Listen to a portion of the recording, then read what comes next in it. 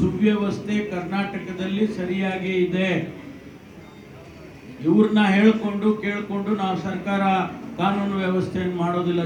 ಜನಗಳಿಗೆ ಶಾಂತಿಯಿಂದ ನೆಮ್ಮದಿ ಇರೋದಕ್ಕೆ ಏನು ಸ್ಟೆಪ್ ಏನು ಕ್ರಮ ಬೇಕಾದ್ರೂ ತಗೊಳ್ತೀವಿ. ಕರ್ನಾಟಕದಲ್ಲಿ ಶಾಂತಿಯನ್ನು ಕಾಪಾಡೋದಕ್ಕೆ ಭಾರತೀಯ ಜನತಾ ಪಾರ್ಟಿಯವರು ಎಷ್ಟೇ ಪ್ರಯತ್ನ ಮಾಡಿದರೂ ಕೂಡ, ಶಾಂತಿಯನ್ನು ಕೆಡಿಸೋದಕ್ಕೆ ಪ್ರಯತ್ನ ಅವ್ರು ಎಷ್ಟು ಮಾಡಿದರೂ ಕೂಡ ನಾವು ಕಂಟ್ರೋಲ್ ಮಾಡ್ತಕ್ಕಂಥ ಶಕ್ತಿ ಸರ್ಕಾರಕ್ಕಿದೆ, ಮಾಡ್ತೀವಿ.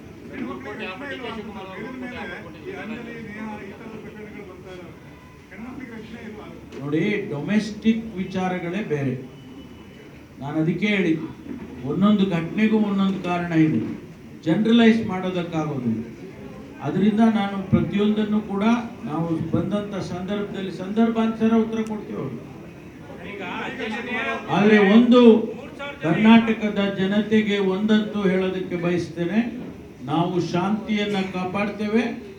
ಯಾವುದೇ ಕಾರಣಕ್ಕೂ ಶಾಂತಿಯನ್ನು ಹಾಳು ಮಾಡೋದಕ್ಕೆ, ಕಾನೂನು ಸುವ್ಯವಸ್ಥೆಯನ್ನು ಹಾಳು ಮಾಡೋದಕ್ಕೆ ಯಾರೇ ಎಷ್ಟೇ ಪ್ರಯತ್ನ ಪಟ್ಟರೂ ಕೂಡ ಅದಕ್ಕೆ ನಾವು ಬಿಡೋದಿಲ್ಲ ಅನ್ನೋ ಮಾತನ್ನ ಸ್ಪಷ್ಟವಾಗಿ ಕರ್ನಾಟಕದ ಜನತೆಗೆ ಹೇಳಕ್ ಬಯಸ್ತೀನಿ.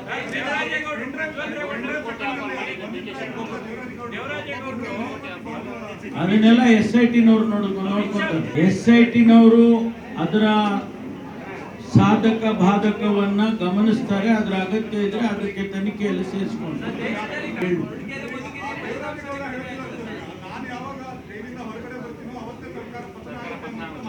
ಯಾರು